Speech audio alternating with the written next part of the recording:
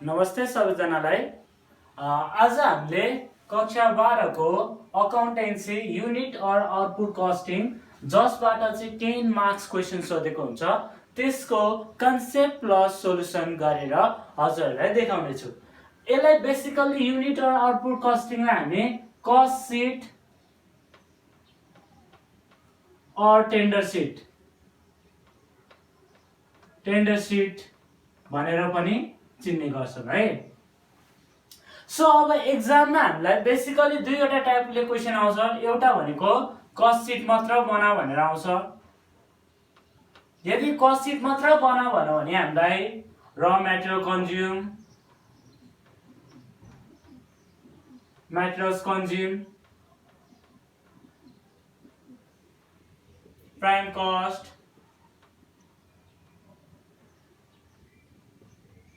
factory cost,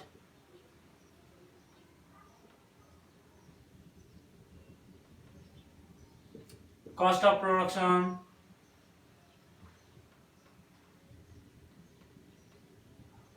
cost of goods sold,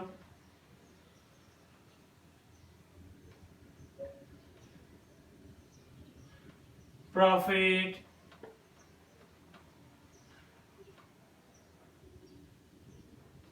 र sales, यस्तो कुराहरू निकाल भनेको हुन्छ है। कस्ट सिट मात्र सोध्यो भने हामीलाई के भनेको हुन्छ भन्दाखेरि र material consume, prime cost, factory cost, cost of production, cost of goods sold, profit, sales, यसरी हामीलाई निकाल भनेको हुन्छ है। अर्को टाइपको क्वेसन भनेको कस्तो आउँछ भन्दाखेरि cost seat and tender seat. हामीले कस्ट सिट र टेन्डर सिट बनाउनु पर्छ है। एउटा कस्तो टाइपको क्वेसन आउँछ, एउटा हामीलाई र material consume, prime cost, factory cost, cost of productions, cost of goods sold, profit र सेल्सहरू निकाल्ने क्वेसन आउँछ भने अर्को हामीलाई कस्ट सिट र टेन्डर सिट बनाउनु भनेर आएको हुन्छ। आज यो च्याप्टरमा यसमा हामीले यो पार्टमा कस्ट सिट मात्रको क्वेसन कस्तो टाइपको आउँछ, त्यहाँ के हुन्छ, त्यसको फर्मेट कस्तो हुन्छ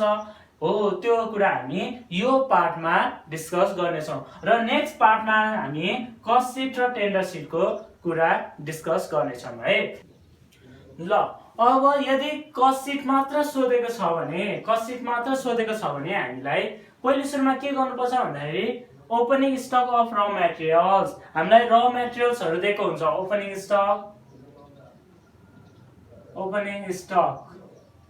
ओपनिङ एन्ड क्लोजिङ भनेर र मटेरियल्स को दिएको हुन्छ है। र मटेरियल्स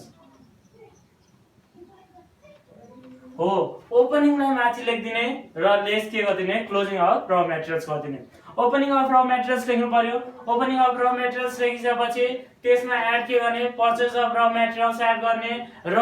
जुन र मटेरियल्सहरू ल्याउँदा लागेको खर्चहरू सबै हामी के गर्छौं, एड गर्छौं है। र मटेरियल्स किन्दाखेरि लागेको खर्चहरू सबै हामी एड गर्छौं र लेस के गरिदिने, क्लोजिङ अफ र मटेरियल्स गरिदिने है।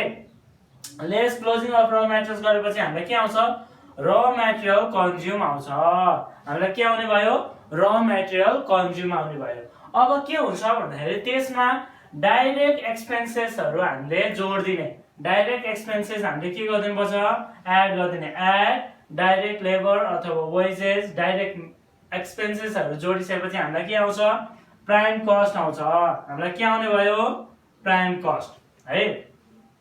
पहिले सुरुमा के गर्ने, ओपनिङ अफ र मटेरियल्स लेखिदिने, त्यसमा एड पर्चेज अफ र मटेरियल्सहरू गरिदिने, लेस क्लोजिङ स्टक अफ र मटेरियल्स गरिदिएपछि हामीलाई र मटेरियल कन्ज्युम आउँछ। र मटेरियल कन्ज्युम आएपछि डाइरेक्ट लेबर, वेजेस, एक्सपेन्सेसहरू जोड्यो भने हामीलाई प्राइम कस्ट आउँछ। प्राइम कस्टमा के गर्ने, फ्याक्ट्री ओभरहेडहरू जोड दिने। फ्याक्ट्री ओभरहेडहरू के हुन सक्छ भन्दाखेरि जुन फ्याक्ट्रीमा लागेको खर्चहरू, फ्याक्ट्री जुन हुन्छ त्यसमा हाम्रो के खर्चहरू हुन्छ, indirect labour, indirect materials, factory रेन्टहरू, ट्याक्सहरू, फ्याक्ट्री इन्सुरेन्सहरू, रोयल्टी अन प्रोडक्सनहरू, डेप्रिसिएसन अन एसेट्स, फ्याक्ट्रीको एसेट्सको डेप्रिसिएसनहरू सबै हामीले के गरिदिने, एड गरिदिने र लेस के गर्ने, सेल्स अफ स्क्रैप गरेपछि हामीलाई के आउँछ फ्याक्ट्री कस्ट इन्क्योर्ड आउँछ के आउने भयो फ्याक्ट्री कस्ट इन्क्योर्ड अब फ्याक्ट्री कस्ट इन्क्योर्डमा के गरिदिने add opening work in progress हुन्छ र लेस के गर्ने closing work in progress opening work in progress र डब्लुआइपी वर्क इन प्रोग्रेस पनि हामीलाई के हुन्छ दिएकै हुन्छ ओपनिङ पनि दिएको हुन्छ र क्लोजिङहरु पनि दिएको हुन्छ है यो add opening work in progress र less closing work in progress गरिसकेपछि हामीलाई के आउँछ फ्याक्ट्री अर वर्क कस्ट आउँछ फ्याक्ट्री कस्ट भन्नु र वर्क कस्ट भन्नु एउटै हो है अनि त्यसमा एड हामीले के गर्दिने अफिस एन्ड एडमिनिस्ट्रेसन ओभरहेडहरु एड गर्दिने अफिस एन्ड एडमिनिस्ट्रेसन ओभरहेडहरु के गर्नुपर्छ हामीले एड गरिदिनुपर्छ अब अफिस एन्ड एडमिनिस्ट्रेसन ओभरहेड भनेको अफिस र सञ्चालन गर्दाखेरि लागेको खर्चहरु हेर्नुस् के हुन सक्छ अफिस रेन्टहरु ट्याक्सहरु इन्स्योरेन्सहरु स्यालेरिजहरु टेलिफोनहरु लिगल एन्ड जेनरल एक्सपेन्सेसहरु यो सबै अफिसको खर्चहरु जुन अफिसको खर्च डेप्रिसिएसनहरु अफिसको इक्विपमेन्टको भ्यालु घटेको छ भने त्यसको पनि हामीले त्यही राख्दिन्छौं है खर्चहरु यो हामीले सबै एड गरिसकेपछि हामीलाई के आउँछ कस्ट अफ प्रोडक्सन आउँछ कस्ट अफ प्रोडक्सन भनेको त्यो एउटा सामान उत्पादन गर्दा लागेको खर्च है कस्ट अफ प्रोडक्सन आइसकेपछि अब के गर्ने add opening stock of finish goods हामीलाई यहाँ ओपनिङ स्टक फिनिश गुड्स पनि दिएकै हुन्छ फिनिश्ड गुड्स भनेर दिएकै हुन्छ है फिनिश गुड्स भनेर ओपनिङ र क्लोजिङ दिएकै हुन्छ है add opening stock of finish goods less के गर्ने closing stock of finish goods गरेपछि हामीलाई के आउँछ कस्ट अफ गुड्स सोल्ड आउँछ के आउने भयो कस्ट अफ गुड्स सोल्ड है अब कस्ट अफ गुड्स सोल्डमा हामीले एड के गर्ने सेलिङ एन्ड डिस्ट्रिब्युसन ओभरहेड भनेको मतलब त्यो बेच्दाखेरि लाग्यो के खर्चहरु हुन्छ त्यो पनि हामीले के गर्नुपर्छ एड गर्नुपर्छ है अब बेच्दाखेरि के हुन्छ क्यारेज आउटबार सामान पुर्याइदिनु पर्छ होला सेल्स ट्याक्सहरु त्यो बेच्दाखेरि ट्याक्सहरु तिर्नुपर्छ ब्याड डेटहरु शोरूम लाइटिङहरु यसो सबै बेच्दाखेरि लागेको खर्चलाई एड गरिसकेपछि हामीलाई के आउँछ टोटल कस्ट आउँछ है के आउने भयो टोटल कस्ट अथवा कस्ट अफ सेल्स आउँछ है अब कस्ट अफ सेल्स आएपछि अब हामीले के गर्दिने एड प्रफिट गर्दिने अब प्रफिट हामीलाई दुईवटाको आधारमा भनेको हुन्छ प्रफिट अन कस्ट भनेको छ भने के गर्ने भन्दाखेरि पर्सेन्टेज हामीलाई दिएको हुन्छ त्यही भएर टोटल कस्टको पर्सेन्टेज अफ टोटल कस्ट गर्दिने प्रफिट अन कस्ट भनेको छ भने पर्सेन्टेज अफ टोटल कस्ट गर्दिने यदि प्रफिट अन सेल्स भनेको छ भने हामीले के गर्नुपर्छ भन्दाखेरि total cost into profit percentage divided by 100 minus profit percentage गर्दिने है प्रफिट अन कस्ट भनेको छ भने हामीले के गर्दिने पर्सेन्टेज अफ टोटल कस्ट गर्दिने जति पर्सेन्ट दिएको छ टोटल कस्टको त्यति पर्सेन्ट गर्दिने र प्रफिट अन सेल्स भनेको छ भने के गर्दिने total cost into profit percentage divided by 100 minus profit percentage यो नबिर्सिनुस् है कहिले पनि प्रफिट अन सेल्स अथवा प्रफिट अन कस्ट दुईटामा एउटा भनेको हुन्छ कस्टमा भनेको छ भने पर्सेन्टेज अफ टोटल कस्ट निकाल्दिनुस् प्रफिट अन सेल्स भनेको छ भने total cost into profit by 100 minus profit percentage गरिदिनुस् अब अर्को हामीलाई मेन चाहिने भनेको के हो भन्दाखेरि कोही बेला हामीलाई फिनिश गुड्सको रेट दिएको हुँदैन फिनिश गुड्सको हामीलाई के दिएको हुँदैन अमाउन्ट रेट दिएको हुँदैन फिनिश गुड्सको रेट निकाल्नको लागि हामीले के गर्ने भन्दाखेरि production total cost of production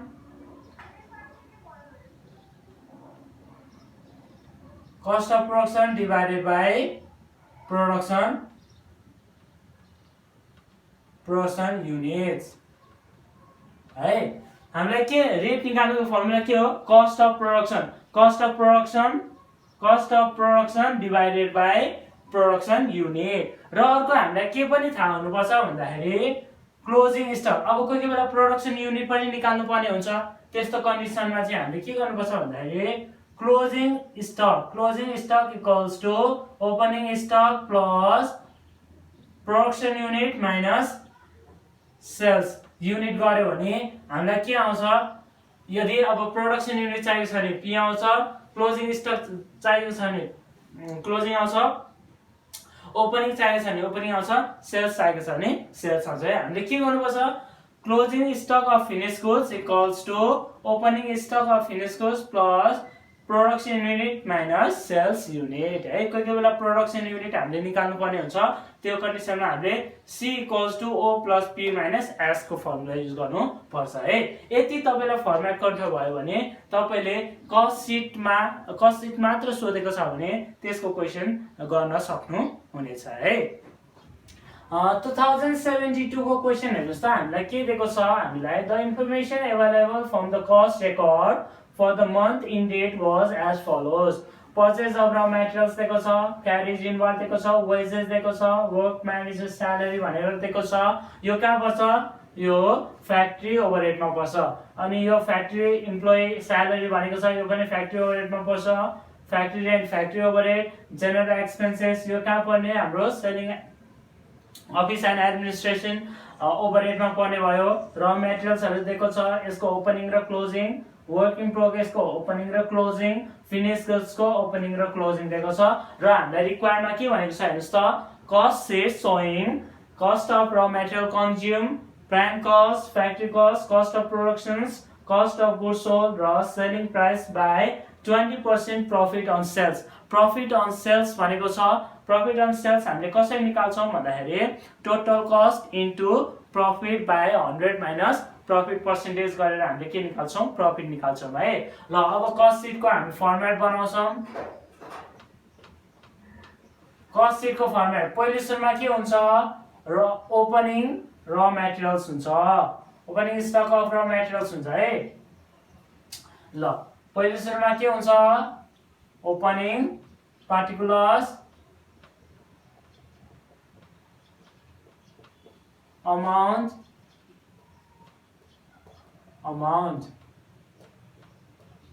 अब पहिलो सुरुमा के हुने भयो ओपनिङ स्टक अफ र मटेरियल्स ल ओपनिङ स्टक अफ र मटेरियल्स हामीलाई कति दिएको छ यहाँ हेर्नुस् त कति दिएको छ 4000 यसलाई लेखिदिनुस् 4000 अर्को हामीलाई के दिएको छ अब हामीले एड के गर्नुपर्छ यहाँ एड परचेज अफ र मटेरियल्स यो के गर्ने एड गर्ने है एड कति गर्ने परचेज अफ र मटेरियल्स हेर्नुस् त कति छ परचेज अफ र मटेरियल्स 1 लाख छ है 1 लाख अब हामीलाई के दिएको छ हेर्नुस् त क्यारेज इनवार्ड के गर्ने यो क्यारेज इनवार्ड पनि के गर्नुपर्छ हामीले एड गर्नुपर्छ क्यारेज इनवार्ड कति छ 2000 है अब अरु केही छ त एड गर्नुपर्ने कुराहरु छैन अब हामीले के गर्ने लेस गर्नु पर्यो लेस के गर्नुपर्छ क्लोजिङ स्टक अफ र मटेरियल्स को क्लोजिङ स्टक के गरिदिने लेस गरिदिने लेस गरिदिसकेपछि हामीलाई कति छ यसको हेर्नुस् त 14000 छ ओके न 14000 छ यो लेस गर्ने कति भयो यो हेर्नुस् त कति भयो 88,000 भयो है अब यो गरिसकेपछि कति आयो यो एड गरिदिनुस् 92,000 यसलाई के भनिन्छ यसलाई चाहिँ कस्ट अफ र मटेरियल कन्ज्युम कस्ट अफ र मटेरियल्स कन्ज्युम यसलाई के भन्ने भयो कस्ट अफ र मटेरियल्स कन्ज्युम भन्ने भयो है अब कस्ट अफ र मटेरियल कन्ज्युम सँग हामीले के जोड्नु पर्छ एड डाइरेक्ट एक्सपेन्सेस। अब डाइरेक्ट एक्सपेन्सेस हामीलाई के दिएको छ, वेजेस दिएको छ। त्यही भएर वेजेसलाई के गरिदिने, वेजेस कति छ हेर्नुहोस् त 32,000। यसलाई के गर्नु पर्यो, हामीले एड गर्नु पर्यो। डाइरेक्ट एक्सपेन्सेस एड गरेपछि हामीलाई के आउँछ, प्राइम कस्ट आउँछ है, प्राइम कस्ट आउने भयो। प्राइम कस्ट 32,000 लाई एड गरिदिसकेपछि हेर्नुहोस् त कति भयो, 4 1 2 3 12 1,24,000 भयो है। अब 1,24,000 भइसकेपछि अब यहाँ के प्राइम कस्टमा के जोड्ने भनेको छु मैले, प्राइम कस्टमा एड फ्याक्ट्री ओभरहेड्सहरु के गरिदिनु पर्छ, जोड दिने है। फ्याक्ट्री ओभरहेडहरु हामीले के छ, वर्क म्यानेजर स्यालेरी दिएको छ, वर्क म्यानेजर। यदि हामीलाई अफिसको रिलेटेड भएको छ भने यो फेरि फ्याक्ट्री ओभरहेडमा पर्दैन है। कति दिएको छ यो 8,000। अर्को हामीलाई के दिएको छ, फ्याक्ट्री इम्प्लोइ स्यालेरी कति दिएको छ हामीलाई 16,000। र अर्को हामीलाई के दिएको छ, फ्याक्ट्री रेन्ट दिएको छ, फ्याक्ट्री रेन्ट कति दिएको छ 8,000। अरु हामीलाई के दिएको छ त, फ्याक्ट्री ओभरहेडहरु छैन है। अब यो गर्नुस् त कति भयो, 32,000 भयो। अब यो जोड्यो भने यो जोडेको प्राइसले के भन्छ, 1 लाख कति आयो 56,000। यसलाई के भन्छ, यसलाई फ्याक्ट्री कस्ट इन्क्योर्ड भन्छ है। यसलाई के भन्ने भयो, फ्याक्ट्री कस्ट आरइडी इन्क्योर्ड है। अब फ्याक्ट्री कस्ट इन्क्योर्डमा के गर्ने भनेको छु मैले, add opening work in progress. Work in progress हेर्नुस् त कति छ 8,000 छ है, 8,000। अब लेस के गर्ने, less closing work in progress. कति छ वर्क इन प्रोग्रेस 4,000 छ है, यो लेस गरिदिने। अब जुन पैसा आएको हुन्छ यसलाई हामी के भन्छ, फ्याक्ट्री कस्ट भनिन्छ। यसलाई के भनिन्छ, फ्याक्ट्री और वर्क कस्ट भनिन्छ है। ल हेर्नुस् त कति आयो, 1,60,000 भयो, ओके न 1,60,000। अब हामीले फ्याक्ट्री और वर्क कस्टमा एड के गर्नुपर्छ, add office and administration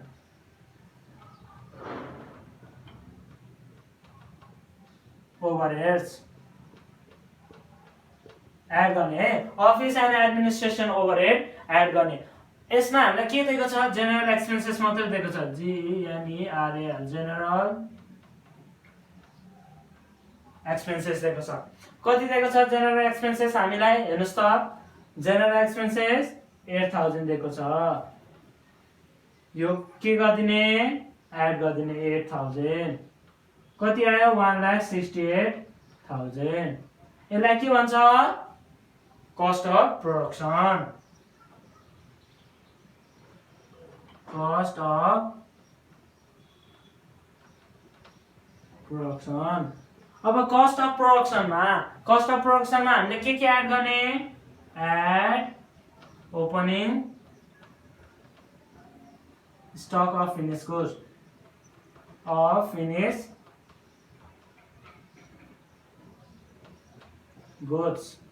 opening stock of finish goods कति छ हेर्नुस् त 12,000। र लेस के गर्ने, less closing stock of finish goods कति छ 4,000 है। यो के भयो, लेस गरिदिने। कति हुने भयो अब यो cost of sales cost of goods sold है कस्ट अफ हाम्रो गुड्स सोल्ड कति आयो 1,76,000 अब यसमा हामीले एड के गर्ने भनेको छु add selling and distribution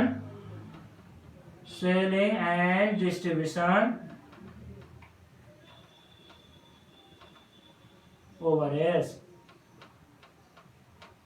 selling and distribution overhead हामीलाई के दिएको छ त छैन भनेपछि यो 1,76,000 भनेको हाम्रो के रहेछ यो भनेको हाम्रो